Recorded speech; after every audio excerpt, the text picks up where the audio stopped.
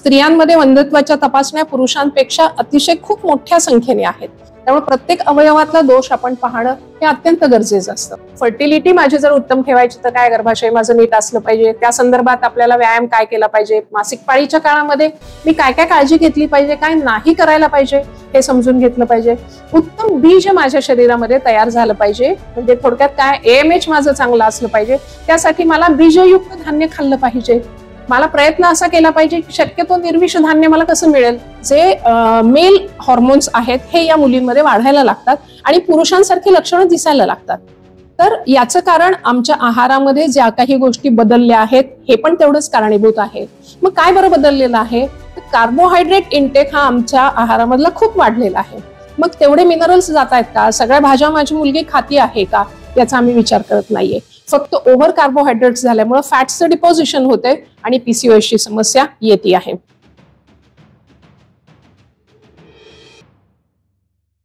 नमस्कार, स्वागत आहे तुम्हा सगळ्यांचं अर्हम आयुर्वेद या आपल्या शास्त्रीय युट्यूब चॅनलमध्ये, जिथे आपण आयुर्वेदाचे प्रॅक्टिकल प्राचीन सिद्धांत आहेत ते प्रॅक्टिकली आपल्या जीवनशैलीत कसे अप्लाय करता येतील याविषयीची माहिती पाहत असतो. आपण आरोग्य मंथन नावाचा पॉडकास्ट सिरीज सुरू केलेली आहे आणि त्यात आपण वेगवेगळ्या तज्ज्ञांशी चर्चा करत असतो, ज्यामधून आरोग्यविषयक चर्चा होईल, मंथन होईल आणि आरोग्याचं अमृत प्रेक्षकांना मिळेल. आज आपल्या या मालिकेतला पुढचा भाग सादर आहे सगळ्या प्रेक्षकांसाठी. मागच्या भागात आपण पुरुष वंध्यत्व या विषयावर डॉक्टर महेश मुळे यांची मुलाखत घेतली होती. ती तुम्हा सगळ्या प्रेक्षकांना खूप आवडली आणि आज आपण त्याचा पुढचा भाग घेतो आहोत. स्त्री वंध्यत्व या विषयावर बोलण्यासाठी आज आपल्याकडे आले आहेत डॉक्टर अंशू मुळे. मी मॅडमचं मनापासून हार्दिक स्वागत करते. धन्यवाद. मॅडमला आपल्या अर्हम आयुर्वेदची काही प्रॉडक्ट्स देऊन मी त्यांचं स्वागत करू इच्छिते. मॅडम, ही आपली अर्हम आयुर्वेदची काही शुद्ध आयुर्वेदिक उत्पादन आहेत. नक्की वापरा आणि तुमचा फीडबॅक आम्हाला अवश्य कळवा. नक्की. थँक्यू. स्त्री वंध्यत्व हा असा विषय आहे की सध्या त्याचं प्रमाण खूप वेगानं वाढतंय. त्याच्यामध्ये खूप फॅक्टर्स इन्व्हॉल्व असतात आणि बरेचदा आयुर्वेदाकडे आशेने पाहणाऱ्या रुग्णांची संख्या सुद्धा खूप वाढते. कारण अनेकदा निदान झालं, उपचार झाले तरी यश येत नाही. अशा वेळी लोक आयुर्वेदाकडे वळतात आणि त्याचं सक्सेस रेशो जो आहे तो अगदी लक्षणीय आहे. खूप चांगले रिझल्ट आयुर्वेदामध्ये इन्फर्टिलिटीमध्ये येत आहेत. तर याच विषयावर अनेक वर्ष काम करणाऱ्या मुळे मॅडम आज आपल्याकडे आलेल्या आहेत. त्यांची मी थोडक्यात आपल्या सगळ्या प्रेक्षकांना ओळख करून देते. अंशू मुळे या गेल्या 25 वर्षांपासून श्री कमला आयुर्वेद हॉस्पिटल येथे वंध्यत्व उपचार तज्ज्ञ म्हणून कार्यरत आहेत. त्यांनी अनेक वृत्तपत्रांमध्ये, मासिकांमध्ये आणि वेगवेगळ्या सोशल प्लॅटफॉर्म्सवर आयुर्वेदाविषयक शास्त्रीय लेखन केलेलं आहे. किशोरवयीन मुलींना त्यांच्यात होणारे शारीरिक आणि मानसिक बदल यांच्याविषयी शास्त्रीय मार्गदर्शन करणारं कळी उमलताना हा जो कार्यक्रम आहे किंवा सदर आहे, त्याद्वारे मॅडमनी हजारो मुलींना आजपर्यंत जागरूक केलेला आहे. राहुरी येथे गंगाधर बाबा छात्रालय या अनाथ मुलांच्या आश्रमासाठी त्या कार्यरत आहेत. तसंच अहमदनगरची प्रसिद्ध संस्था स्नेहालय यामध्येही डॉक्टर मुळे दाम्पत्य आहेत ते कार्यरत आहेत. प्लस फाउंडेशन या त्यांच्या 12 कुटुंबांनी एकत्र येऊन स्थापन केलेल्या NGO मार्फत दर महिन्याला वेगवेगळ्या विषयांवर कार्यशाळांचं आयोजन केलं जातं. कोरोनाच्या काळात 3000 पेक्षा जास्त रुग्णांवर त्यांनी उपचार केलेले आहेत आणि तसंच अनेक कुटुंबांना अन्नपान किंवा औषधांची सेवा पुरवलेली आहेत. जे विस्थापित कामगार आहेत त्यांना सुद्धा आधार या संस्थांमार्फत मुळे मॅडमने दिलेला आहे. त्यांच्या या कार्याची दखल घेऊन मुंबईच्या आशा फाउंडेशनने समाज शिक्षणासाठी दिल्या जाणाऱ्या शिक्षकेतर शिक्षक हा पुरस्कार त्यांना प्रदान केलेला आहे. सरगम प्रेमी मित्रमंडळानं सामाजिक कार्यासाठी त्यांना जीवन गौरव हा पुरस्कार दिलेला आहे. किशोरवयीन मुलींसाठी घेत असलेली जी कळी उमलताना हा जो उपक्रम आहे त्यासाठी त्यांना सकाळ सोशल फाउंडेशन तर्फे सिटीचे हिरो हा पुरस्कार मिळालेला आहे आणि नानल फाउंडेशननं त्यांना विद्यार्थी शिल्पकार हा पुरस्कार दिलेला आहे. अशा प्रकारे समाजामध्ये वेगवेगळ्या घटकांसाठी त्या कार्यरत आहेत. वैद्य म्हणून विद्यार्थ्यांसाठी कार्यरत आहेत. आयुर्वेदाचा अभ्यास, सामाजिक कार्य यांची सांगड घालून पुढे चालणाऱ्या अष्टपैलू व्यक्तिमत्व अशा अंशू मुळे आज आपल्या चॅनलवर आल्या. यासाठी मी पुन्हा एकदा त्यांचे आभार मानते आणि हार्दिक स्वागत करते. धन्यवाद. वळूया आपल्या आजच्या विषयाकडे. मॅडम, नेमकं स्त्री वंध्यत्व म्हणजे काय या मूलभूत व्याख्येपासून आजच्या पॉडकास्टची सुरुवात करूया. 1 वर्ष लग्नानंतर 1 वर्ष व्यवस्थित शरीर संबंध येऊन सुद्धा जर गर्भधारणा झाली नाही तर त्या स्त्रीला वंध्यत्व आहे असे म्हटले जाते. त्यामुळे ही अगदी साधी सोपी वंध्यत्वाची व्याख्या आहे. बरोबर. स्त्रियांमध्ये वंध्यत्वाची काय विशेष कारणं आहेत? पुरुषांच्या मानाने स्त्रियांमध्ये वंध्यत्वाचे वेगवेगळे पैलू दिसून येतात. जसं की आयुर्वेदाने सांगितलेलं आहे की ऋतुक्षेत्र अंबुबीजानाम हे जे 4 फॅक्टर्स आहेत हे गर्भधारणेमध्ये अतिशय महत्वाचे आहेत. मग त्यामध्ये कोणते कोणते आहेत तर गर्भाशय आहे, बीजवाहक नलिका आहे, ओव्हरीज आहेत, हे सगळं आणि शरीरामधला शुक्र धातू हे सगळं एकत्रित काम करत असतं. हे सगळं जर व्यवस्थित असेल तरच त्या ठिकाणी गर्भधारण होत असते. त्यामुळे ऑब्व्हियसली या 4ही अवयवांचे जे दोष आहेत ते सगळे स्त्री वंध्यत्वामध्ये त्याचा विचार करावा लागतो. त्यामुळे स्त्रियांमध्ये वंध्यत्वाच्या तपासण्या पुरुषांपेक्षा अतिशय खूप मोठ्या संख्येने आहेत. त्यामुळे प्रत्येक अवयवातला दोष आपण पाहणं हे अत्यंत गरजेचं असतं. म्हणजे जसं गर्भाशयाचा विचार केला की हायपोप्लास्टिक युटरस आहे, युटरस छोटा आहे, किंवा कॉर्निएट युटरस आहे, किंवा युटराईन पॉलिप्स आहे, किंवा युटरसमध्ये फायब्रॉइड आहे, असे युटरसचे आपण फॅक्टर्स पाहतो. बीजवाहक नलिकेचा विचार केला तर ट्युबल ब्लॉक आहे का, हायड्रोसल्फिंग आहे का, हे त्यामध्ये पाहावं लागतं. किंवा एंडोमेट्रिओसिस सारखा भाग आहे जो युटरसमध्ये असू शकतो, फॅलोपियन ट्यूब मध्ये असू शकतो, ओव्हरीमध्ये असू शकतो, किंवा पेल्विक फ्लोअर मध्ये कुठे पण असू शकतो. ओव्हरीजचा जर विचार केला तर तिथे पीसीओडी आहे का, चॉकलेट सिस्ट आहे का, किंवा खूप ऍडिजन्स आहेत का, हे सगळे अवयव एकत्र झाल्यामुळे आहेत का, या सगळ्याचा विचार, किंवा एडिनोमायोसिस आहे हा पण विचार याच्यामध्ये येतो. आणि हॉर्मोनल इम्बॅलन्स म्हणजे जी पूर्ण हॉर्मोन सिस्टीम आहे त्यामध्ये जर इम्बॅलन्स असेल तरी सुद्धा वंध्यत्वाची एवढी सगळ्या कारणांचा स्त्रियांच्या बाबतीमध्ये आपल्याला विचार करावा लागतो. जसं मॅडमनी सांगितलं, ऋतू, क्षेत्र, अंबू आणि बीज हे 4 महत्वाचे फॅक्टर आहेत जे स्त्री फर्टिलिटी किंवा इनफर्टिलिटीमध्ये जबाबदार असतात. जसं मॅडमने आता सांगितलंय की ऋतू म्हणजे त्या स्त्रीला येणारी पाळी जी आहे, जो ऋतूकाल आहे त्याला स्पेसिफिक आपण आता ओव्ह्युलेशन पिरियड म्हणतो, किंवा योग्य वय आहे, हे सगळं ऋतू या कार्यक्षेत्रात आपण गृहीत धरलं जातं. क्षेत्र म्हणजे जे अवयव मॅडमने आता सांगितलं की युटरस म्हणजे क्षेत्र आहे, स्थान आहे, गर्भ निष्पत्तीचं स्थान आहे युटरस. तर त्या अवयवाच्या काही विकृती असतील तर त्यांचा विचार केला जातो.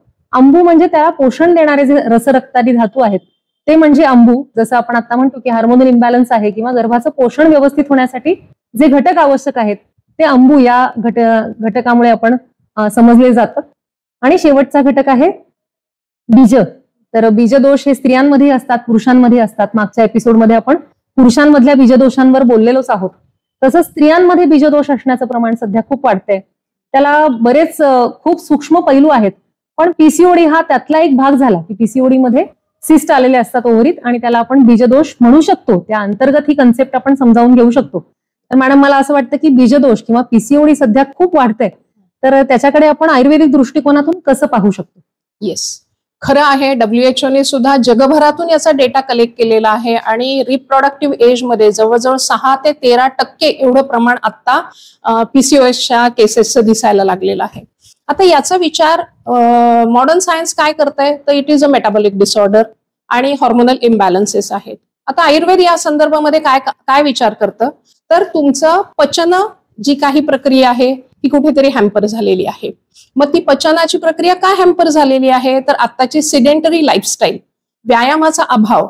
आज मुली शाळेमध्ये जातात, बसने जातात, रिक्षाने जातात, सायकलवर जाणाऱ्या मुलींचं प्रमाण खूप कमी झालेलं आहे.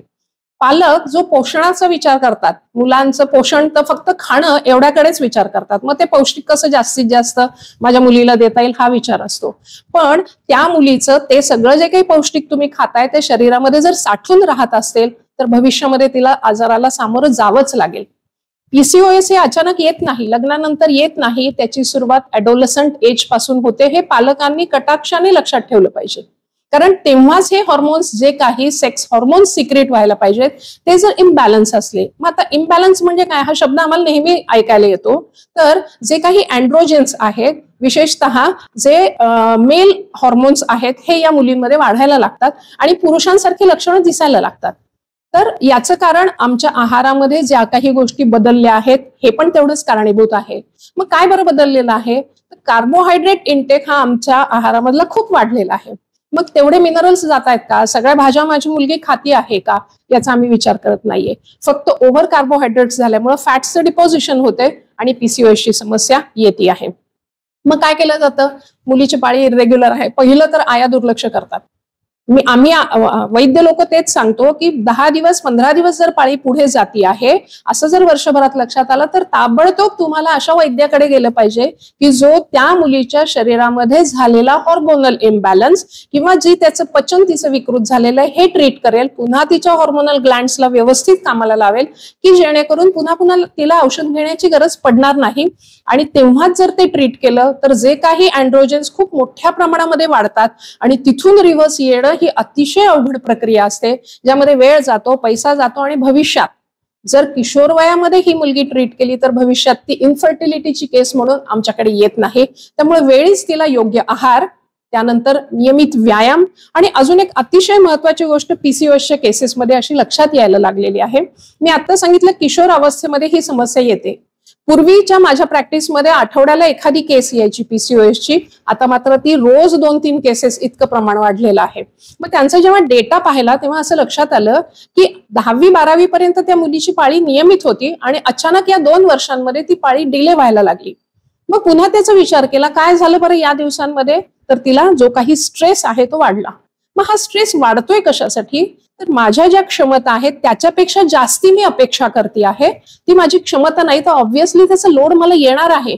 मग मी कोणती एक ब्रांच सिलेक्ट करते आहे, त्या माझ्या क्षमता आहेत का, माझ्या स्किल्स आहेत का, तेवढे कष्ट करण्याची माझी आहे का क्षमता, याचा न विचार केल्यामुळे कुठेतरी आज मार्केटमध्ये जे चाललेलं आहे म्हणून त्या बाजूला जायचं, इकडे पैसा मिळतो म्हणून तिकडे जायचं, हा कुठेतरी ताण त्या मुलींवर येतो. कदाचित चूक मुलींची असू शकते, कदाचित चूक पालकांची पण असू शकते.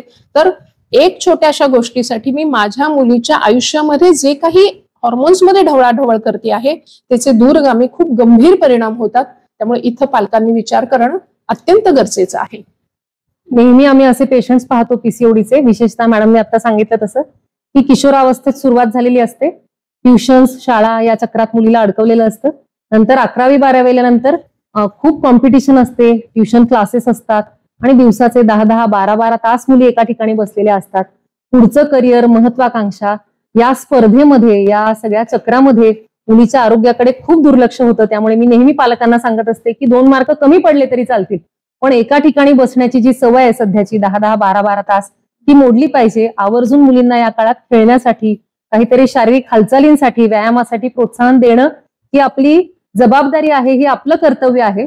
कारण त्या वयात मुलींना त्याचं गांभीर्य कळत नसतं, पीसीओडी म्हणजे नेमकं काय, त्याने पुढे काय होईल हे कळत नसतं. पण पालकांनी आणि समाजाने मात्र यामध्ये योग्य लक्ष घालून त्या मुलींना अशा संधी उपलब्ध करून द्यायला पाहिजेत, ज्यामुळे त्यांच्या हालचाली वाढतील आणि आरोग्याविषयीचा दृष्टिकोन एक चांगला विकसित व्हायला त्यांना मदत होईल. अगदी, म्हणजे हे आज ते प्रमाण वाढतंय असं आपण म्हणतो, पण जेव्हा याच मुली आमच्याकडे इन्फर्टिलिटीसाठी येत असतात तेव्हा मग लक्षात येतं की खूप काळ काहीतरी हॉर्मोन्सची औषधं फक्त घेतली आणि तेवढ्यापुरतीच तिची पाळी आली. तर इथं आयुर्वेद मात्र वेगळ्या पद्धतीने विचार करतो. आयुर्वेदामध्ये हा जो काही इम्बॅलन्स झालाय तो बॅलन्स करण्यासाठी आमच्याकडे सप्तधातूंचा विचार आहे. तर तिचा मेदधातूची विकृती, मॅक्झिमम पीसीओएस, लीन पीसीओएसच्या मुली ह्या कंपॅरेटिव्हली कमी असतात, पण मॅक्झिमम हे आपल्याला ओबेस पीसीओएसच्या मुली आलेल्या असतात. मग अशा वेळेस त्यांचा मेदधातूची जी काही विकृती झालेली आहे ती आपल्याला ट्रीट करावी लागते. किंवा शुक्राची, जो शेवटचा धातू आहे शुक्र, आमच्याकडे शुक्र म्हणजे स्त्री शुक्र सुद्धा मानलेलं आहे. आपल्याकडे व्यवहारामध्ये फक्त पुरुष शुक्र असं विचार करतात, तर स्त्री शुक्र म्हणजे काय आहे, तर स्त्रीबीज आहे. तर ते व्यवस्थित डेव्हलप होत नाहीये, त्याच्या गाठी अंडाशयामध्ये होतात. तर मग अशा वेळी या केसेसमध्ये पंचकर्माची ट्रीटमेंट देऊनच आपल्याला रिझल्ट मिळतो. मग त्यांना वमन करावं लागतं, विरेचन, बस्ती, उत्तर बस्ती अशा प्रकारच्या ट्रीटमेंट करून आपल्याला पीसीओएसच्या केसेसमध्ये या ठिकाणी आपल्याला रिझल्ट उत्तम पद्धतीने आयुर्वेदाच्या माध्यमातून आपण देऊ शकतो. जसं मॅडमने सांगितलं तसे शरीरातले 7 धातू आहेत, त्या सगळ्यांचं क्रमाक्रमाने पोषण होत असतं. म्हणजे आमच्याकडे पेशंट आल्यानंतर डायरेक्ट आम्ही पीसीओएस साठी उपचार देत नाही किंवा तशी आवश्यकता नसते. जर पूर्वीचे जे धातू आहेत, घटक आहेत शरीरातले, त्रिदोष आहेत, रस, रक्त, मांस, मेद, हे जे धातू आहेत यांच्यावर काम केलं तर हळूहळू त्याचा परिणाम प्रजनन शक्तीवर दिसतो. हे स्त्रियांमध्ये आणि पुरुषांमध्ये दोघांमध्ये आहे. जसं मॅडमने आता उल्लेख केला की स्त्री शुक्र आहे, म्हणजे स्त्रियांची जी प्रजनन शक्ती आहे त्याकडे सुद्धा असा विचार केला, जर मूलगामी विचार केला, पंचकर्म केली, योग्य ट्रीटमेंट दिली तर फर्टिलिटी रेशो जो आहे किंवा सक्सेस रेशो आहे तो वाढायला खूप चांगली मदत होते. आपण आता पाहिलं की आहार आणि विहार या 2 महत्वाच्या गोष्टींचा पीसीओडी किंवा त्यामुळे होणाऱ्या वंध्यत्वावर खूप परिणाम होतो. मग अशी आपण एक उजरता उल्लेख केला की स्ट्रेस सुद्धा खूप आहे या वयातल्या, वाढत्या वयातल्या मुलींना. तर या स्ट्रेसचा फर्टाईल एज मध्ये, ज्या जननक्षम जी वय आहे त्या अवस्थेमध्ये या स्ट्रेसचा कसा परिणाम होतो आणि त्यासाठी काय करायला पाहिजे? येस, आयुर्वेदाचा एक प्रिन्सिपल आहे, विषादो रोग वर्धनानाम श्रेष्ठः. आता इथे रोग काय आहे? वंध्यत्व म्हणजे मूल नसणं. आता या कपलचा विचार जर केला, विशेषतः बायकांचा विचार केला, तर आज सोशल स्टिग्मा असा आहे की सगळे तिलाच विचारणार की तुला काही आहे का बाई मूलबाळ, आणि मग ती स्वतःला दोषी मानणार. हा एक फॅक्टर. दुसरा फॅक्टर असा आहे की स्त्री ही भावनाशील आहे, त्यामुळं कोणत्याही गोष्टीमध्ये खोलामध्ये जाऊन ती विचार करत राहते. मग विचार कोणते असतात? तर नकारात्मक विचार असतात जास्त. ते पण का? तर न्यूरोसायन्स असं सांगतं की आपला ब्रेन हा नेगेटिव्ह बायस्ड ब्रेन आहे. म्हणजे काय? तर त्याच्यामध्ये अमायग्लॅडा हा जो काही भावनिक मेंदू आहे तिथे नकारात्मक गोष्टी 5 पट जास्ती स्टोअर होतात. मग बघा याचा परिणाम काय होईल? तर तिच्या मनामध्ये सतत नेगेटिव्ह विचार येतील. मॉडर्न सायन्स काय सांगतं? नेगेटिव्ह विचार जर आले तर काही असे कॉर्टिसॉल सिक्रीट होतात जे आपल्या शरीरामध्ये फाईट अँड फ्लाईट मेकॅनिझम सुरू करतात. What is fight and flight mechanism? ते असं असतं की जिथे शांतता ढळते शरीरातली आणि मनाच्या लेवलवरची सुद्धा. अशांत जर शरीर असेल तर तिथे बीज जी काही रुजण्याची प्रक्रिया आहे, गर्भ रुजण्याची प्रक्रिया आहे, ती कशी काय होऊ शकेल? आणि मग या ठिकाणी नुसतं काउन्सिलिंग करून सफिशियंट होत नाही अशा केसेसमध्ये. त्यामुळे त्यांना आयुर्वेदाची एक सायकोथेरपी आहे. आपण आतापर्यंत फक्त मॉडर्न मेडिसिनच सायकोलॉजी सायकोथेरपी विचार करत होतो. आयुर्वेदाची सत्वावजय नावाची चिकित्सा आहे ज्याच्या माध्यमातून आपण थेरपी देतो पेशंटला. कारण एकटं शरीर आजारी नसतं तर मनही तेवढंच आजारी असतं. मग या आजारी मनाला बरं करणं यासाठी आपल्याला सूक्ष्म चिकित्सा करावी लागते, ती आहे सत्वावजय चिकित्सा.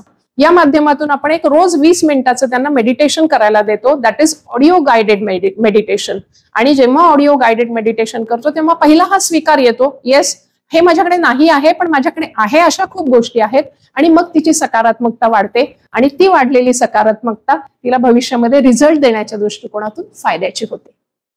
अशी आपण खूप उदाहरणं तुम्ही पण आजूबाजूला पाहत असाल की जेव्हा मन प्रसन्न असतं, आयुर्वेदाच्या व्याख्येमध्ये सांगितलंय प्रसन्न आत्मेंद्रिय मनहा. तर जेव्हा मन प्रसन्न असतं तेव्हा बऱ्याचशा शरीरस्थिती, शरीरातल्या ज्या घटना आहेत त्या अनुकूल आपोआप होत जातात. त्याच्या मागे खूप मोठं सायन्स आहे. पण व्यवहारात तुम्ही उदाहरण पाहिलं असेल, माझ्या ओळखीतलं एक उदाहरण आहे मॅडम, की इन्फर्टिलिटीची केस, जवळजवळ 15 वर्ष मूलबाळ नाही, पण तिने मूल अडॉप्ट केलं, घरात थोडं आनंदाचं वातावरण झालं आणि 15 वर्षांची इन्फर्टिलिटीची केस आपोआप कन्सिव्ह झाली काही ट्रीटमेंट न घेता. म्हणजे मनस्थितीचा इतका अनुकूल परिणाम फर्टिलिटीवर होतो आणि हे लक्षात घेतलं जात नाही. बरेचदा फर्टिलिटीचे पेशंट असतात ते इन्फर्टिलिटीचे खूप निराश झालेले असतात, मॅडम म्हणतात तसं, की जे आहे त्याच्याकडे लक्ष न देता जे नाही त्याचाच वारंवार विचार केला जातो आणि त्यातून शरीरातली सगळी दोषस्थिती बदललेली असते. म्हणून मूलभूत त्याच्यावर उपचार करणं महत्वाचं आहे. नुसतं शरीराचे आजार बरं करणारं नाही तर मनाचा विचार करणारा सुद्धा डॉक्टर हवा, मनाचा विचार करणारं सायन्स हवं आणि अशी होलिस्टिक ट्रीटमेंट हवी. तर वंध्यत्वाच्या केसमध्ये खूप चांगले रिझल्ट येतात आणि याचा सगळ्या पेशंट्सनी विचार करायला हवा. फक्त फर्टिलिटीमध्येच नाही तर एकूण स्त्रियांच्या भावनिक आयुष्यामध्ये, शारीरिक आरोग्यामध्ये मनस्थितीचा खूप महत्वाचा रोल आहे. ती स्त्री कुठल्याही वयातली असू दे, याचा सगळा परिणाम तिच्या हार्मोनल बॅलन्सवर किंवा गर्भाशयावर होत असतो. कारण गर्भाशय हा तसा सौम्य घटक आहे. जेव्हा मनस्थिती बिघडलेली असते, मॅडम म्हणतात तसा विषाद असतो, निगेटिव्हिटी असते, तेव्हा गर्भाशयावर त्याचा आघात होतो आणि त्या गर्भाशयाचं जे काम आहे ते बिघडून जातं आणि त्याचा परिणाम पुढे वंध्यत्वापर्यंत होऊ शकतो. यात अजून एक मला ऍड करावं असं वाटेल की आज हायपोथायरॉइडिझमच्या केसेस खूप मोठ्या प्रमाणामध्ये दिसतात आणि त्याच्या 100 केसेसचा जर डेटा आपण कलेक्ट केला तर त्यामध्ये असं लक्षात येतं की त्यातली 80 केसेस या महिला आहेत. मग याचा आम्हाला सखोल विचार करणं किती गरजेचं आहे. का बरं महिलांमध्ये एवढं सगळं प्रमाण जास्त आहे? कारण उत्तम क्वालिटीचं स्त्रीबीज तयार करण्यासाठी थायरॉक्सिन हे हॉर्मोन हे तेवढंच इम्पॉर्टंट आहे. मग पुन्हा त्याचा मनाच्या दृष्टिकोनातून विचार केला तेव्हा पुन्हा याचं उत्तर तेच मिळालं की स्त्री अति भावनाशील असल्यामुळे तिच्यामध्ये जे कॉर्टिसॉल्स तयार होत आहेत ते कुठेतरी तिचं थायरॉइडच्या फंक्शनवर परिणाम करतायत. म्हणून पुन्हा मनाची चिकित्सा तिला करणं गरजेचं असतं. आजकाल हार्मोनल इम्बॅलन्स हा शब्द अगदी सामान्यानं सुद्धा परिचित झालेला आहे. म्हणजे पेशंटच आपल्या समोर येऊन बसतात आणि मला निदान सांगतात की आमचा हार्मोनल इम्बॅलन्स आहे. म्हणजे काय झालंय हे त्यांना अगदी सांगता नाही आलं तरी ते एक लेबल त्यांनी स्वतःवर लावून घेतलेलं असतं की माझा हार्मोनल इम्बॅलन्स झालेला आहे. पण त्याच्या मागची ही शास्त्रीय भूमिका समजावून घेणं महत्वाचं आहे कारण त्याच्यात मनाचा खूप महत्वाचा रोल आहे. थायरॉइडवर आपण एखादा एपिसोड अगदी नक्की करूया, कारण खूप पेशंट्स या बाबतीत विचारत असतात की नेमकं थायरॉइडमुळे काय बदल होतात, का होतात, त्यासाठी काय करायला पाहिजे. याच्यामध्ये आयुर्वेदाची भूमिका खूप महत्वाची आहे. आणि जसं मॅडमने आता सांगितलं की विषाद हा सगळ्यात महत्वाचा फॅक्टर आहे हार्मोनल इम्बॅलन्स करणारा. थायरॉइडच्या पेशंटमध्ये माझं एक ऑब्झर्वेशन आहे, आता थोडा हा विषयांतर होईल, पण एक ऑब्झर्वेशन असं आहे की फार परफेक्शनिस्ट असलं ना तर त्यांनी सुद्धा हार्मोनल इम्बॅलन्स होतो. हे असं म्हणजे असंच पाहिजे. प्रत्येक ठिकाणी हट्ट असला, दुराग्रह असला तर त्याचाही परिणाम हार्मोनल इम्बॅलन्सवर होतो आणि त्यांनी सुद्धा हे सगळे जे स्त्रियांमधले नाजूक ऍक्सिस आहेत, हार्मोनल ऍक्सिस, ते सुद्धा बिघडून जातात. त्यामुळे ऍक्सेप्टन्स आणि अवेअरनेस या दोन्ही खूप महत्वाच्या गोष्टी आहेत असं मला वाटतं. आता याचा थोडासा आपण जर का मॉडर्न सायन्सच्या दृष्टिकोनातून विचार केला, हा च जे म्हटले ना की दुराग्रह आहे किंवा च असं च हवं, हे काय करतं ऍक्च्युली तर direct pituitary hypothalamus ovarian axis जो आहे हा डायरेक्ट डिस्टर्ब करून टाकतो. आता हे जेव्हा ना आपण लोकांना असं रिपोर्ट्समध्ये दिसतं, अशा पद्धतीने ही चेन डिस्टर्ब होते, हे जेव्हा सांगतो ना तेव्हा त्यांना कळतं. मग त्यांना नुसतं विषाद रोगवर्धनानाम श्रेष्ठ हा समजत नाही, हे असं असं होतं आणि मग म्हणून त्याच्यावर आपण काम करणं हे अत्यंत गरजेचं आहे, हे तेव्हा समजायला लागतं. कारण त्यातून जे काही केमिकल्स सिक्रेट होतात हे शरीरातलं हृदय, मेंदू आणि प्रजनन संस्था या तिघांवर इक्वली काम करत असतात. काम म्हणण्यापेक्षा वाईट इफेक्ट तिथे देत असतात आणि मग हे सगळे अवयव त्यासाठी हॅम्पर होत असतात. तरुण वय आहे तर तुम्ही इन्फर्टिलिटीचा प्रॉब्लेम घेऊन येताल, थोडंसं वय वाढू द्या मग हृदयाचा प्रॉब्लेम आहे, थोडं वय वाढू द्या मेंदूचा प्रॉब्लेम, हे सगळे येणारच आहे. त्यामुळे योग्य वेळी जर आपल्या स्वभावातले काही दोष आपण दूर केले तर होणारे सगळेच आजार आपण टाळू शकतो. हाच आयुर्वेदाचा आणि मूल आधार आहे की आहार, विहार आणि विचार ही त्रिसूत्री आहे. ती जर सांभाळली, त्यांचं संतुलन साधलं, म्हणजे मध्यम मार्गाचा अवलंब केला, कुठलाही अतिरेक केला नाही, खूप कमी नाही, खूप जास्त नाही, मध्यम मार्गाने जर आनंदाने आयुष्य जगत राहिलं तर असे हार्मोनल जे इम्बॅलन्सेस आहेत किंवा त्यामुळे येणारे वंध्यत्वासारखे आजार आहेत हे दूर राहू शकतात. असाच थायरॉइड सारखा आणखी एक महत्वाचा आत्ताचा सध्याचा विकार म्हणजे एंडोमेट्रिओसिस, ऍडिनोमायोसिस किंवा ट्युबल ब्लॉकेजेस, याच्यामुळे वाढणारं वंध्यत्वाचं प्रमाण हे सुद्धा खूप जास्त आहे. या बाबतीत आयुर्वेद काही करू शकतो का? येस, आपण एंडोमेट्रिओसिसचा आधी विचार करूया. What is endometriosis? एंडोमेट्रिओसिस होतंय कसं बघा, तर जी काही मासिक पाळीच्या काळामध्ये गर्भाशयाचं आकुंचन प्रसरण होत असतं आणि जे काही संचित रक्त आहे महिनाभराचं ते सगळं बाहेर पडून जातं.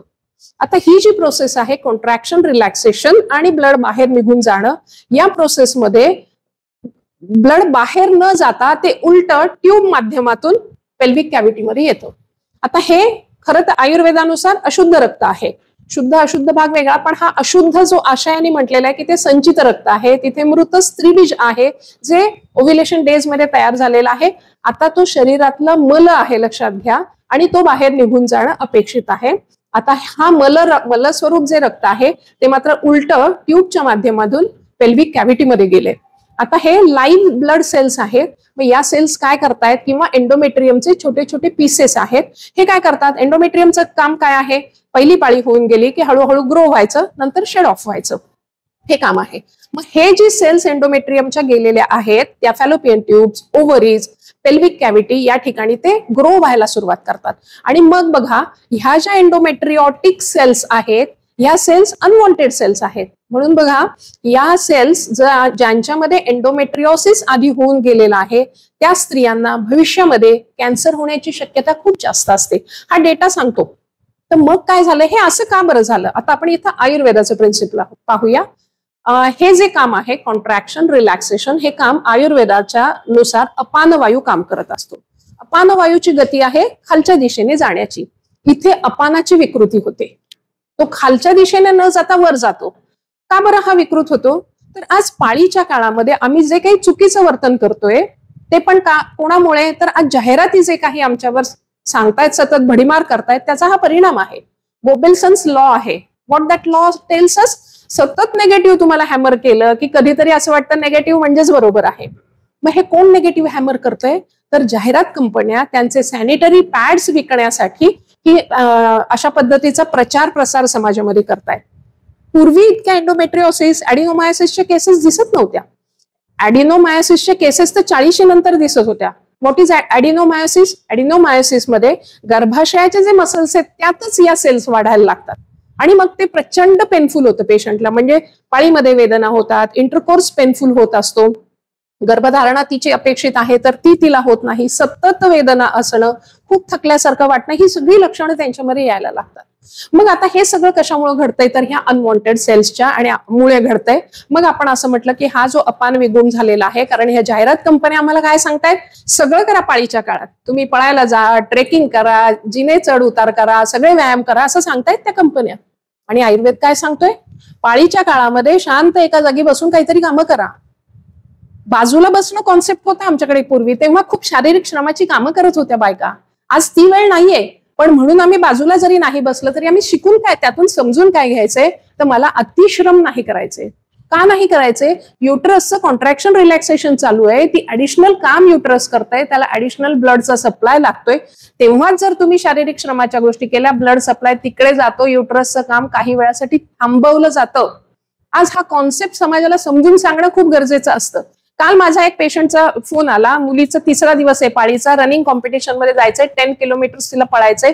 तिच्या आईनं सुदैवाने माझं हे लेक्चर ऐकलं होतं, मॅडम माझ्या नवऱ्याला समजून सांगा, मुलगी खूप छान टॉपची स्विमर हे रनर आहे, तो मागे लागलाय. मी त्याला फोन केला, अरे तुझ्या बाळाचं आयुष्य तुला महत्वाचं आहे का, त्या कॉम्पिटिशन मध्ये मेडल मिळवणं गरजेचं आहे. आज हे चुकीचं झाल्यामुळे आज कितीतरी समस्या घेऊन युट्राईन फायब्रॉइड आहे, एंडोमेट्रिओसिस, एडिनोमायसिस यासारख्या केसेस आज आमच्याकडे येत आहेत. आणि ह्या चुका आम्ही तेव्हापासून करतो.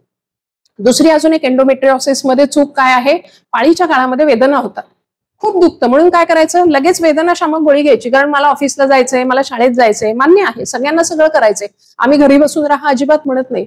पण मग तुझा वात विगुण कशामुळे होतोय त्याची कारणं वैद्य शोधतो, आणि मग ती कारणं शोधून मग तिला त्या पद्धतीने ट्रीटमेंट दिली की तिला जे काही पाळीच्या काळामधल्या वेदना आहेत त्या तिच्या मिनिमम होतात.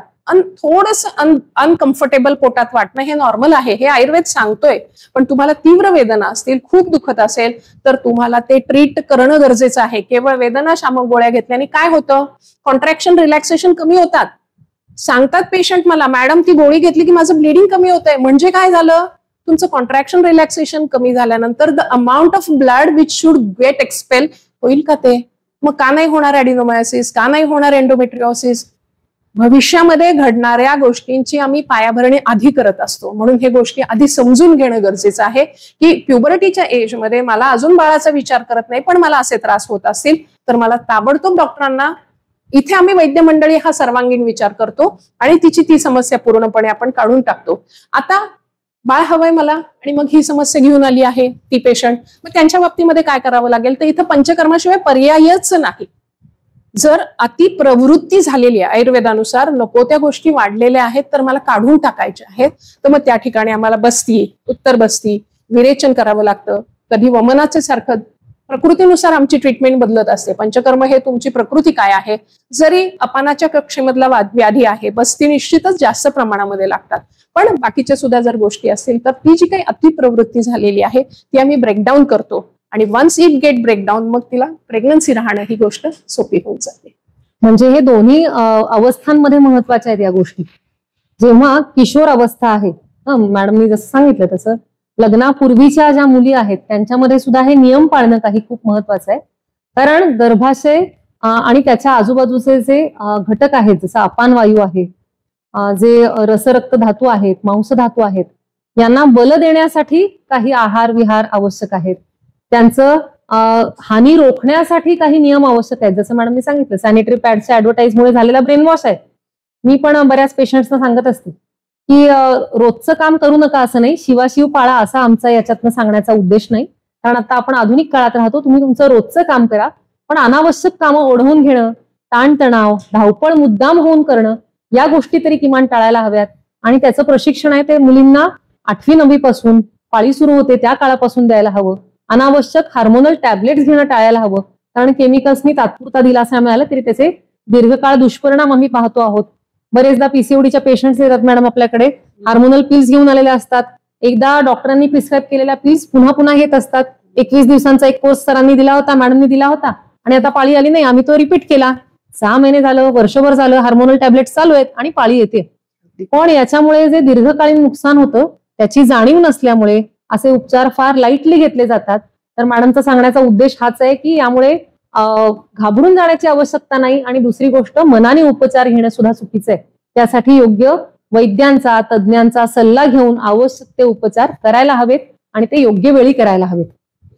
वळूया पुढच्या प्रश्नाकडे. जेव्हा फर्टिलिटीचा किंवा गर्भधारणेचा विचार केला जातो तेव्हा आजच्या काळात आपण बोललो की हार्मोनल इम्बॅलन्स खूप असतो. त्यामध्ये AMH कमी असणं किंवा ट्युबल ब्लॉक्सचा एक आजकाल खूप इश्यू होतोय. तर त्या संदर्भात आयुर्वेदात उपचार आहेत का आणि काय ते आपण बोलूया. येस, AMH काय आपल्याला दर्शवतं ते थोडंसं आपण समजून घेतलं तर मग समजेल की काय विचार आहे यामध्ये. AMH आहे अँटी म्युलेरियन हॉर्मोन. हे हॉर्मोन्स आपण रक्तामध्ये तपासून त्याच्यामध्ये लक्षात येतं की त्याचं प्रमाण किती आहे. आता हे जे AMH आहे हे लहान वयामधल्या मुली बिफोर प्युबर्टी हे कमी असतं. प्युबर्टीमध्ये ते वाढायला लागतं. वय जसं जसं वाढत जातं तसं ते कमी कमी व्हायला लागतं. At the age of menopause ते 0 होतं. आता हे काय सांगतं, AMH हॉर्मोन आपल्याला सांगतं what is the ovarian reserve. म्हणजे काय, माझ्या अंडाशयामध्ये आता किती अंडी तयार करण्याची क्षमता आहे हे आपल्याला AMH दर्शवतं. याच्यावरून काय समजलं मला, जसं जसं माझं वय वाढत जाईल तसं माझं AMH कमी होतंय. म्हणजे the number of eggs produced in ovary हे माझं कमी होणार आहे. आता अगदी 25शीतल्या 30शीतल्या सुद्धा मुली येतात की ज्यांचं AMH बिलो 1 आहे. आणि मग अशा वेळेस त्यांना कधी कधी IVFचा सरोगसीचा सल्ला दिला जातो. आणि मग कारण स्वतः त्यांचं अंड ते संख्याही कमी आहे आणि क्षमता उत्तम क्वालिटीचं ते बीज पण नाहीये, अशी ती अवस्था असते. आता आयुर्वेदाचे बिंग वैद्य आम्ही विचार करतो का बरं घडलं असेल या मुलीच्या बाबतीत, असं का घडलं असेल. आता आयुर्वेदाचा एक प्रिन्सिपल आहे, समानाने समानाची वृद्धी होते. वृद्धी समानेही सर्वेषाम असं आम्ही म्हणतो. म्हणजे काय, कशाची वृद्धी नाहीये इथे, हिच्यामध्ये अंडी तयार करण्याची क्षमता कमी आहे. अंड म्हणजे बीज. आज आमचा जो आहार आहे त्यामध्ये बीज असणाऱ्या गोष्टी खूप हद्दपार झाल्यात असं लक्षात येतंय का. आम्ही सीडलेस ग्रेप्स खातोय, सीडलेस पपया आज आमच्या याच्यामध्ये आलेले आहेत. जी बीज इवन सिंगल बीज असणाऱ्या फळांमध्ये सुद्धा बीजाची साईज छोटी छोटी व्हायला लागलेली आहे. गर जास्त असेल असं अगदी आंबा सुद्धा घेऊ शकतो आपण, अशा पद्धतीचं आलेलं आहे. मग तुमच्या आहारामध्ये जर ते बीज जाणार नसेल तर शरीरामधल्या बीजाचं पोषणच होणार नाही. हे एक कारण AMHच्या बाबतीमध्ये दिसून येतं. AMHचे जर रिपोर्ट्स मी काही पेशंट्सचा जर डेटा कलेक्ट केला तर माझ्या असं लक्षात आलेलं आहे की अर्बन एरियामध्ये AMH कमी असणाऱ्या केसेस कंपॅरेटिव्हली मला जास्त दिसत आहेत. Again stress. वर्किंग वुमन ज्या आहेत त्यांच्यामध्ये मला घर सांभाळायचे, म्हातारी माणसं आहेत, येणारे जाणारे आहेत आणि प्लस माझा जॉब आहे. बघा आपल्याकडे ती अष्टभुजा नारीची प्रतिमा तयार केलेली आहे आणि काही स्त्रियांना त्याचा अभिमान वाटतो, पण दुर्दैवाने तिला लक्षात येत नाहीये की मी माझं शरीर किती झिजवतीये.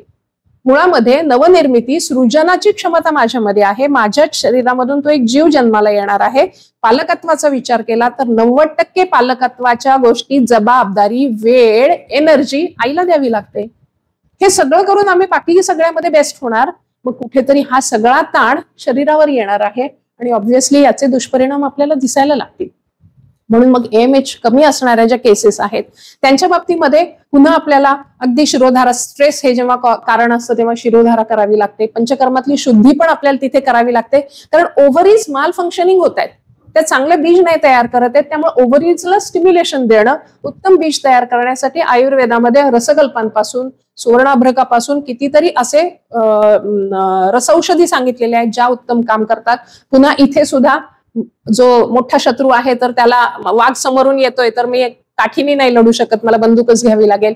तर शत्रू तसा आहे तर तिथं पंचकर्म मला करावंच लागेल आणि जेणेकरून आपल्याला त्या पेशंटमध्ये आपण याच्यामध्ये रिझल्ट देऊ शकतो. शरीरावर काम करणं, मनावर काम करणं, नस्यासारखी चिकित्सा आहे पंचकर्मातली ती करणं आणि या सगळ्यातून आपण AMH कमी असणाऱ्या पेशंटला आपण उत्तम पद्धतीने रिझल्ट देऊ शकतो.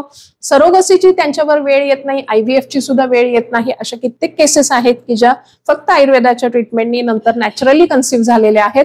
तर आपण इथं छान पद्धतीने वैद्य लोक काम करू शकतात. ट्युबल ब्लॉक हा कशामुळे होतो आपण थोडासा त्याचा विचार करूयात. आता याच्यामध्ये मगाशी मी एक गोष्ट सांगितली होती, एंडोमेट्रिओसिस. तर एंडोमेट्रिओसिस मध्ये सुद्धा एंडोमेट्रिओटिक सेल्स जर का ट्यूब मध्ये असेल तरी सुद्धा ट्यूब ब्लॉक होऊ शकते.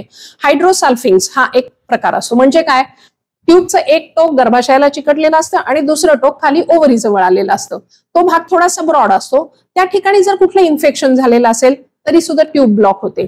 आता गर्भाशय, बीजवाहक नलिका, अंडाशय ज्या पेल्व्हिक फ्लोअर मध्ये आहेत तिथे आतमध्ये जर काही इन्फेक्शन असेल तरी सुद्धा ट्यूब ह्या बंद होऊ शकतात. आणि ट्यूब जर बंद झाली तर दोन्ही बीज एकत्र येण्याचं जे स्थान आहे बीजवाहक नलिका ती बंद झाली तर दोन्ही बीज एकत्र येणार नाहीत. गर्भधारणेची सुतराम शक्यता नाही.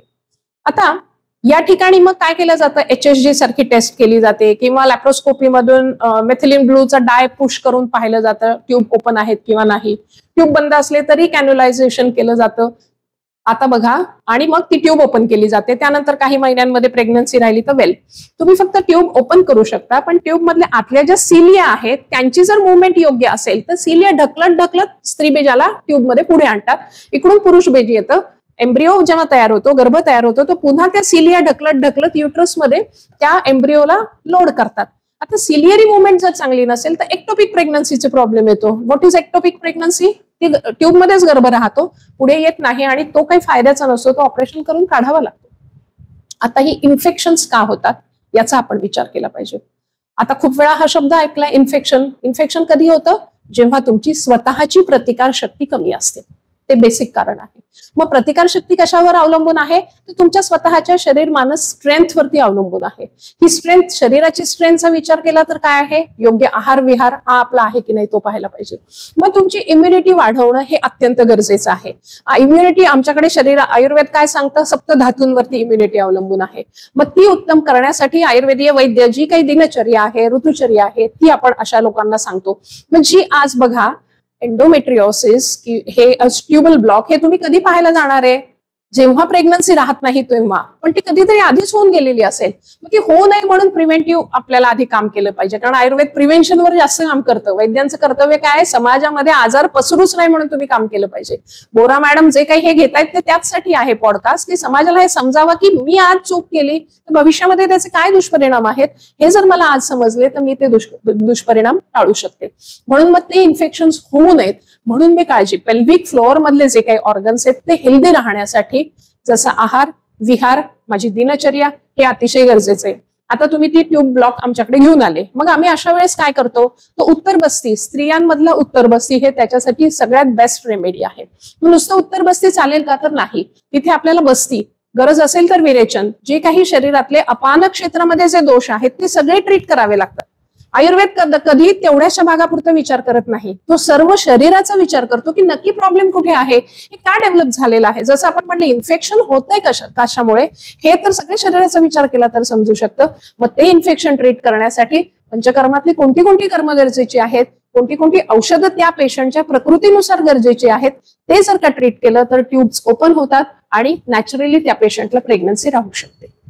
म्हणजे ज्या संज्ञा किंवा ज्या टर्म्स ऐकून सामान्य पेशंट्स घाबरून जातात, विशेषतः वंध्यत्वाची जी महत्वाची कारण आहेत त्या सगळ्या कारणांचा आपण आतापर्यंत उहापोह केलेला आहे.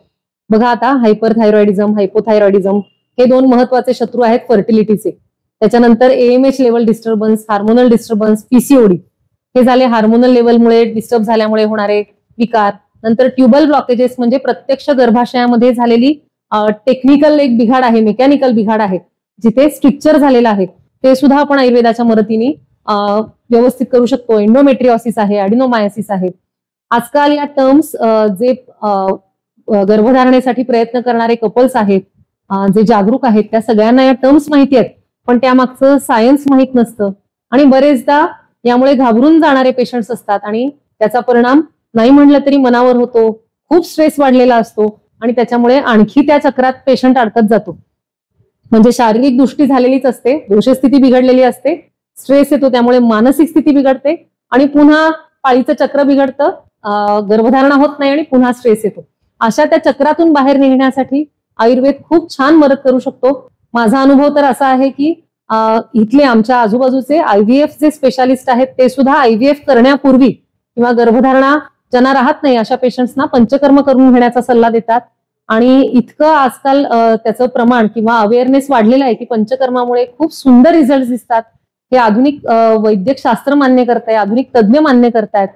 आणि असं दोन्हींच्या एकत्र उपचारातून, जसं आधुनिक तपासण्या आहेत आणि आयुर्वेदिक उपचार आहेत, पंचकर्म आहेत, या दोन्हींची योग्य सांगड घालून आपण इन्फर्टिलिटीच्या पेशंट्सना खूप चांगला दिलासा देऊ शकतो आणि तो कॉन्फिडन्स मॅडमच्या इतक्या वर्षांच्या प्रॅक्टिस मधून त्यांना आलेला आहे. तर जे कपल्स आहेत, ज्या स्त्रिया आहेत या अशा आजाराचा किंवा अशा समस्येचा सामना करत आहेत, त्यांनी नक्की योग्य अशा आयुर्वेद तज्ञांचं मार्गदर्शन यासाठी घ्यायलाच हवं. आधुनिक तपासण्या करायलाच हव्यात, त्यात काहीच दुमत नाही.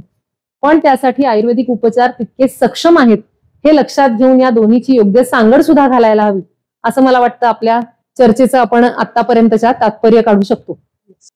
आता ही कारणं पाहिली सगळी, या सगळ्या टर्म्स तुम्ही ऐकून घेतल्या आणि मला आशा आहे की तुम्हाला या समजल्या सुद्धा असतील, कारण आम्ही त्या शक्य तितक्या सोप्या भाषेत समजावण्याचा प्रयत्न करतो आहोत. काही ठिकाणी असं असतं की ज्याला आम्ही अनएक्सप्लेन इन्फर्टिलिटी म्हणतो, म्हणजे रिपोर्ट्समध्ये काही आढळत नाहीत. 2-2, 4-4 वर्षांची फाईल घेऊन पेशंट्स आलेले असतात. सगळे रिपोर्ट्स नॉर्मल असतात, HSG नॉर्मल आहे, सगळे हार्मोनल रिपोर्ट्स नॉर्मल आहेत, पाळी वेळेवर येते आणि तरी सुद्धा गर्भधारणा होत नाही. अशा अनएक्सप्लेन फर्टिलिटीमध्ये आयुर्वेद काही करू शकतो का, असं आपण मॅडमला विचारूया. निश्चित आयुर्वेद यामध्ये मदत करतं. बघा, आयुर्वेदाचं प्रिन्सिपल असं आहे की शुक्र धातू हा शेवटचा 7वा धातू आहे. पहिला धातू जर उत्तम असेल तर शुक्र धातू पण उत्तम असेल. अर्थातच गर्भधारणेमध्ये किंवा अनएक्सप्लेन इन्फर्टिलिटीमध्ये बीजाचा रोल हा निश्चितच महत्वाचा आहे, पण बाकीचे धातू ही इक्वली इम्पॉर्टंट आहेत. जेव्हा आमच्याकडे अशा केसेस जेव्हा रिपोर्ट घेऊन येतात, डॉक्टर हे सगळं नॉर्मल आहे पण मला प्रेग्नन्सी राहत नाही, मग त्यांना असं सांगावं लागतं की आपल्या शरीरामध्ये असणारे जे काही दोष आहेत त्यातल्या फक्त 40% दोष हे रिपोर्टवर कळत असतात. राहिलेले 60% दोष हे वैद्याला नाडी उदराचं परीक्षण करून त्या व्यक्तीची सारता पाहून आम्हाला करावं लागतं. मग तिच्यामध्ये एक्झॅक्टली काय काय प्रॉब्लेम्स आहेत हे सगळं आम्ही दशविध परीक्षा केल्यानंतर लक्षात येतं आणि मग त्यांना सांगतो की अरे तुझ्यामध्ये हे पण आहे, तुझ्यामध्ये पित्ताचा इतका प्रचंड त्रास आहे, तुला संधिवाताचा पण त्रास आहे, काहीतरी इन्फेक्शियस पॅथॉलॉजी तुझ्यामध्ये घडती आहे, पित्त होते म्हणून मी अँटासिड घेते, कधीतरी हे दुखतं ते दुखतं म्हणून काही अनाल्जेसिक्स घेते, हे असं माझं सारखं चालू आहे किंवा काही ना काही तक्रारी आहेत. अशा वेळी गर्भधारणेची जी नाजूक प्रक्रिया आहे ती घडू नाही शकत. म्हणून सर्व धातू जर उत्तम केले तर अशा अनएक्सप्लेन ज्या आहेत त्या आम्ही वैद्य हे एक्सप्लेन करू शकतो की तुझ्यामध्ये हा अडथळा या गोष्टींमुळे आहे, आपण हे सगळं ट्रीट करू, at the same time best क्वालिटीचं बीज तयार करू आणि मग त्यातून प्रेग्नन्सी राहते. आता अनएक्सप्लेन इन्फर्टिलिटी किंवा काही पेशंट हे आता थोडासा अवेअरनेस समाजामध्ये वाढायला लागलेला आहे की बीज शुद्धीसाठी सुद्धा आपल्याकडे कपल येत असतात. कारण आयुर्वेद काय सांगतं, प्रेग्नन्सी शुड बी प्लॅन्ड. मग प्लॅन्ड म्हणजे कसं सांगितलं आयुर्वेदाने, माझा बंगला होऊ दे, गाडी होऊ दे, नोकरी होऊ दे, एवढा बँक बॅलन्स होऊ दे, त्याला नाही प्लॅनिंग सांगितलं. आयुर्वेद असं सांगतं की किमान 2 महिने गर्भधारणेच्या आधी बीजशुद्धी करा. त्यामध्ये तुम्हाला रिक्वायर्ड जे पंचकर्म गरजेचं आहे प्रकृतीनुसार, आताच्या शरीराच्या स्थितीनुसार वैद्यांनी जे पंचकर्म डिसाईड केलेलं आहे ते पंचकर्म करा, शरीराची आणि बीजाची शुद्धी करा आणि मग तुम्ही गर्भधारणेचा विचार करा. मग अशाही अनएक्सप्लेन इन्फर्टिलिटीच्या केसेसमध्ये पुन्हा पंचकर्म, बस्ती, उत्तर बस्ती, आपल्याला रिक्वायर्ड इतर कर्म ही करून आपण त्यांच्यामध्ये खूप चांगल्या पद्धतीने रिझल्ट देऊ शकतो. म्हणजे फक्त वंध्यत्व असतानाच वैद्यांकडे जायचं हे अजिबात नाही. याचं जसं आपण कुठलंही काम करताना प्लॅनिंग करतो, मी तर माझ्या पेशंट्सना सांगते उद्या पाहुणे येणार असेल तरी तुम्ही आधी 2 दिवस त्याची तयारी करता की असा मेनू करू, असं घर आवरू. आणि जो जीव जन्माला घालणार आहे तो येण्याच्या आधी काहीच प्लॅनिंग केलेलं नसतं. ऍक्सिडेंटल प्रेग्नन्सी असते, अचानक येऊन आलेली जबाबदारी असते आणि ती मग शरीराने मनाने हँडल होत नाही. त्यामुळे त्या गर्भावर पण काही परिणाम आयुष्यभरासाठी होतात. म्हणून मी पेशंट्सना नेहमी सल्ला देते की बीजशुद्धी, बीजसंस्कार खूप महत्वाच्या गोष्टी आहेत, कारण त्याचा त्या गर्भाच्या बाळाच्या आयुष्यावर पूर्ण जीवनभर त्याचा परिणाम होणार असतो. म्हणून फक्त समस्या असताना वैद्यांकडे जाणं नाही, तर समस्या नसतील तरीही पॉझिटिव्ह रिझल्टसाठी आणखी चांगली संतती व्हावी म्हणून वैद्य तुम्हाला नक्की चांगली मदत करू शकतात. अगदी प्रत्येक जोडप्यानी गर्भधारणेपूर्वी आयुर्वेदिक तज्ञांचा सल्ला घेऊन योग्य ती पंचकर्म आणि योग्य ते औषधोपचार, आहार विहार आणि मानसिकता कशी असावी याचा पूर्ण प्लॅन बनवून घ्यायला हवा. तर होणारी संतती 100% बुद्धिमान आणि तेजस्वी होते. हा आमचा अनेक वर्षांचा अनुभव आहे. याला आपण बीजसंस्कार असं म्हणू शकतो. याच्यात अजून एक ऍड करू इच्छिते की हा गर्भपूर्व संस्कार झाला की गर्भधारणेच्या आधी मी हे करत आहे.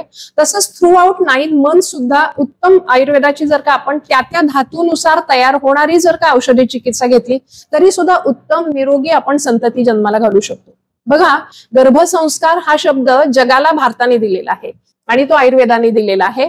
कारण आयुर्वेदामध्ये गर्भोपनिषद नावाचा एक उपनिषद आहे ज्यामध्ये गर्भावस्थेमध्ये आईने नक्की काय काय करायला पाहिजे याविषयी विस्तृत वर्णन केलेलं आहे. काय गरज आहे गर्भसंस्काराचा? तर आम्हाला असं वाटतं की बाळ बाहेर आल्यानंतर संस्कार होतात. हाच मुळात चुकीचा समज आहे. पहिले संस्कार बीजामधून येतात, आई बाबांकडून येतात. आता पोटामध्ये बाळ आहे तर बाळ त्या नाळेद्वारे आईशी जोडलेलं असतं आणि ते त्याच्या वातावरणामध्ये आजूबाजूला ज्या काही घडणाऱ्या घटना आहेत ते सुद्धा ते ऐकत असतं, ते सुद्धा ते समजून घेत असतं आईच्या माध्यमातून.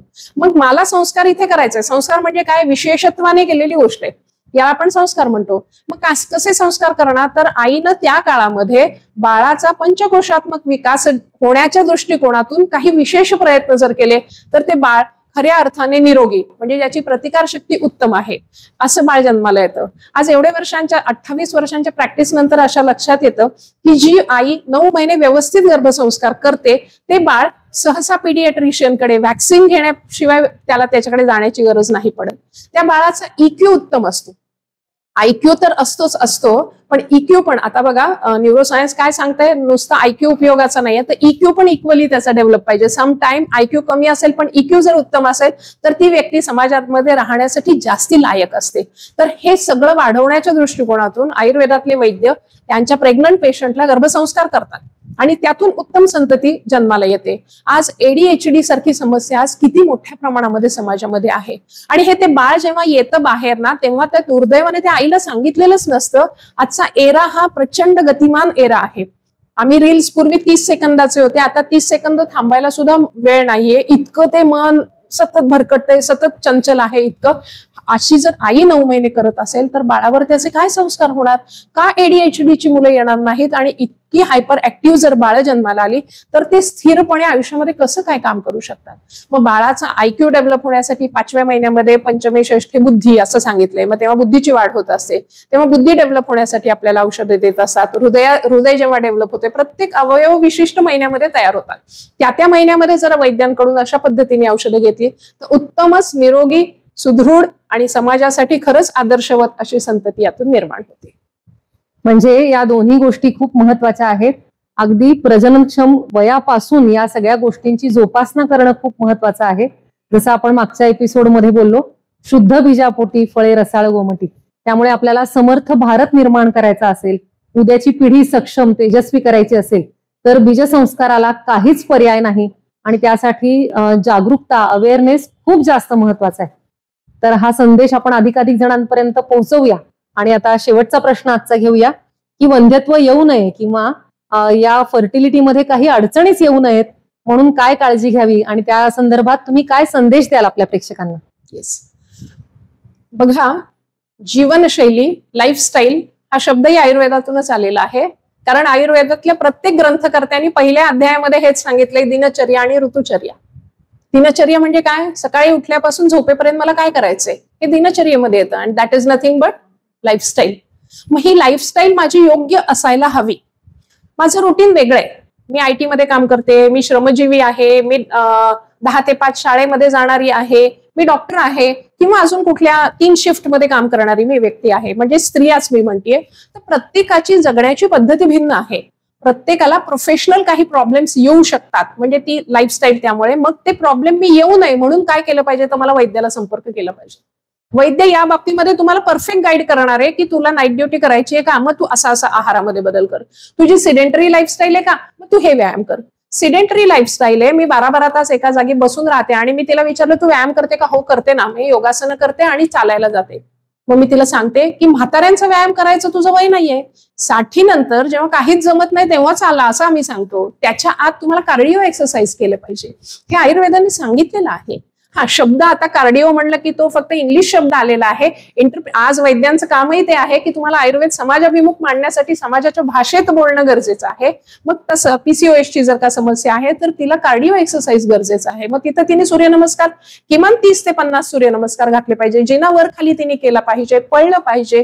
कुठला तरी गेम, मॅसिव्ह टेबल टेनिस सारखा गेम असेल, स्विमिंग असेल, हे तुम्ही केलं पाहिजे. आता पुन्हा प्राप्त परिस्थितीनुसार तुम्ही ज्या शहरात राहत असले तर तुम्हाला हे शक्य आहे, तुम्ही ग्रामीण भागात राहताय, पर्याय आहे ना, पर्याय नाहीये. जिम सारखा तुम्हाला व्यायाम करायचा आहे, जिथं कार्डिओ तुम्हाला जास्त करायचंय, हे आपल्याला वैद्याकडून नीट समजून घेतलं पाहिजे. माझ्या दिनचर्येमध्ये माझं काय चुकतंय हे मला समजून घेतलं पाहिजे. आता आहाराचा जर विचार केला, विशेषतः आपण जर वंध्यत्वाचा विचार केला तर याच्यामध्ये आयुर्वेदाने जे सांगितले पुन्हा तेच प्रिन्सिपल सगळीकडे लागतं. नित्यम सर्व रसाभ्यास. म्हणजे काय? मधुर, आम्ल, लवण, कटू, तिक्त, कषाय, हे 6 रस आयुर्वेदाने सांगितलेले आहेत. 6 रस आहेत. मग याचं नित्य सेवन केलं पाहिजे. मग त्यातला कोणता आहे? तर मधुर रस मला प्राधान्याने घ्यायचा आहे, कारण तो शरीराचं वर्धन करणार आहे, बृहण करणार आहे. पण मग तो किती घेतला पाहिजे? माझा अग्नी कसा आहे, माझी लाईफस्टाईल कशी आहे, त्या प्रमाणामध्ये घेतला पाहिजे. पुन्हा हे तुम्हाला गाईड कोण करेल? वैद्य करेल. मग अजून सोप्या भाषेमध्ये जर का आपल्याला सांगायचं तर काय केलं पाहिजे? माझं बीज उत्तम, फर्टिलिटी माझी जर उत्तम ठेवायची तर काय? गर्भाशय माझं नीट असलं पाहिजे. त्या संदर्भात आपल्याला व्यायाम काय केला पाहिजे? मासिक पाळीच्या काळामध्ये मी काय काय काळजी घेतली पाहिजे, काय नाही करायला पाहिजे, हे समजून घेतलं पाहिजे. उत्तम बीज माझ्या शरीरामध्ये तयार झालं पाहिजे. म्हणजे थोडक्यात काय? AMH माझं चांगलं असलं पाहिजे. त्यासाठी मला बीजयुक्त धान्य खाल्लं पाहिजे. मला प्रयत्न असा केला पाहिजे की शक्यतो निर्विष धान्य मला कसं मिळेल, थोडा सर्च केला, जरा जास्ती पैसे देऊन आपल्याला करू शकतो. जे शेतकरी आहेत ते असा एखादा भाग स्वतः असं पद्धतीने पिकवू शकतात की ते स्वतःसाठी तरी किमान तुम्ही घेऊ शकता. मग त्याच्यामध्ये तुमचे फायबर्स आले पाहिजेत, कार्बोहायड्रेट्स लिस्ट आले पाहिजे, सगळे मिनरल्स तुमच्यामध्ये गेले पाहिजे. सगळ्यात महत्वाची गोष्ट फर्टिलिटीमध्ये काय आहे तर विटॅमिन डी. किती मुबलक आहे ना आपल्याकडे. 12ही महिने सूर्यप्रकाश असतो, पण रोज मी 1 तास सूर्यप्रकाशामध्ये कोवळ्या उन्हामध्ये असते असे मला वाटतं शहरामध्ये 5% लोक असतील. ग्रामीण भागामध्ये तरी सूर्यप्रकाशात कामच तिथे असतं म्हणून होतंय. मग विटॅमिन डी मला नॅचरली मिळत होतं रिसोर्स मधून, तेही मी मिळवत नाही. मग मला कुठून मिळेल? ते नाही शक्य. मला माझं ऑफिसच उन्हाच्या वेळेत मी ऑफिसमध्ये असते. मग मी काय खाल्लं पाहिजे तिथे? दूध आणि दुधाचे पदार्थ. मग त्यात सगळ्यात बेस्ट काय सांगितलंय आयुर्वेदाने? गोघृत आणि गोदुग्ध. ते कधी खायचंय? ते रसायन काळामध्ये खायचंय, जेव्हा तुमच्या पोटामध्ये काहीही नाही तेव्हा तुम्हाला घ्यायचंय. आता बघा, PCOSच्या केसेसमध्ये सुद्धा आपण दूध तूप घ्यायला सांगतो. आता तुम्ही सांगताय की ओबेसिटी हा एक PCOSचा प्रॉब्लेम आहे आणि तरी त्यांनी दूध तूप घ्यायचं. येस. का घ्यायचं? तर PCOS मध्ये जे काही विशिष्ट अँड्रोजेन्स सिक्रेट होतात किंवा इन्शुलिन रेझिस्टन्स असतो, त्यामुळे क्रेविंग असते त्यांना. का? इन्शुलिन रेझिस्टन्समुळे काय होतं? इन्शुलिन कमी सिक्रेट झाल्यामुळे एनर्जीमध्ये कन्व्हर्जन होत नाही. चांगली जाडी थुलथुलीत ती मुलगी बाई दिसत असते, पण ती सतत थकलेली असते. का? कारण एनर्जीमध्ये कन्व्हर्जन नाहीये. मग ते इन्शुलिन रेझिस्टन्स जर मला कमी करायचा असेल तर मला काय करावं लागेल? एकतर मला 2दाच खावं लागेल, मला नियमित व्यायाम करावा लागेल, मला फायब्रस आणि प्रोटीनयुक्त आहार जास्त घेतला पाहिजे, कार्बोहायड्रेट्स मी कमी केले पाहिजे. हे नित्यम सर्व रसाभ्यासा नुसतं म्हणलं की कळत नाही ना. मग ते सोपं करून सांगितलं पाहिजे. हे आत्ताच्या काळामध्ये मग ते होऊ शकतं. बीजयुक्त धान्य खाल्ली तर तुमचे सगळे बीज उत्तम तयार होईल, उत्तम क्वालिटीचं गर्भ आपल्यामध्ये निर्माण होऊ शकतो. हे सगळं याच्याबरोबर स्ट्रेस नको आहे. जी काही रिक्वायर्ड झोप आहे ती करणं महत्वाचं आहे. अजून अतिशय महत्वाचं आत्ताच्या काळाला गरजेची गोष्ट काय आहे तर व्यसन. जे पूर्वी आपल्याकडे फक्त पुरुष व्यसन करत होते, आता दुर्दैवाने मुलींमध्ये पण व्यसनाचं प्रमाण वाढायला लागलेलं आहे. ग्रामीण भागामध्ये पूर्वी मिश्री तंबाखू इथपर्यंतच होता, आता गुटखा पण तिथे गेलेला आहे. काही समाजांमध्ये आता उच्चभ्रूंपासून खालपर्यंत दारू पिणं हे पण सुरू झालेलं आहे. हुक्का पार्लरमध्ये आज मुली आम्हाला मोठ्या प्रमाणात दिसत आहेत.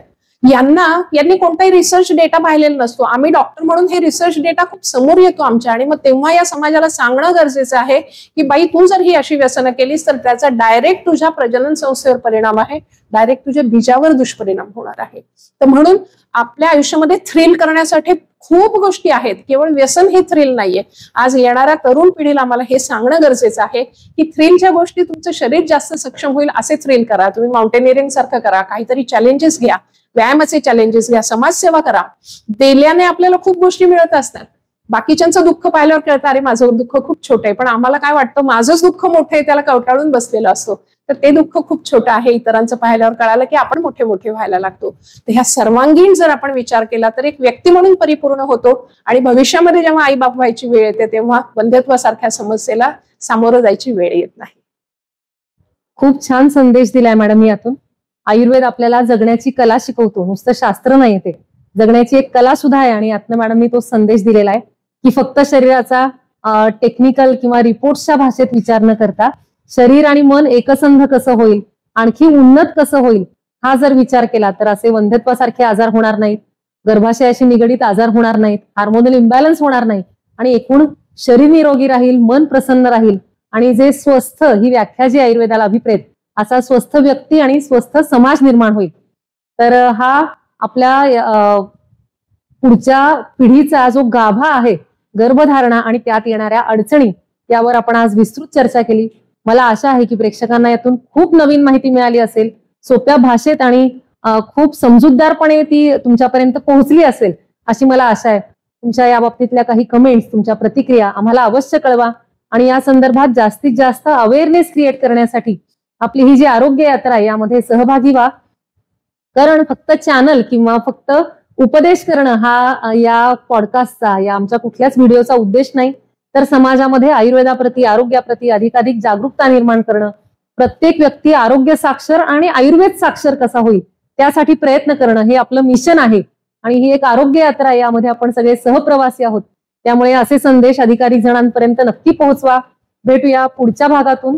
शुभम भवतु. धन्यवाद.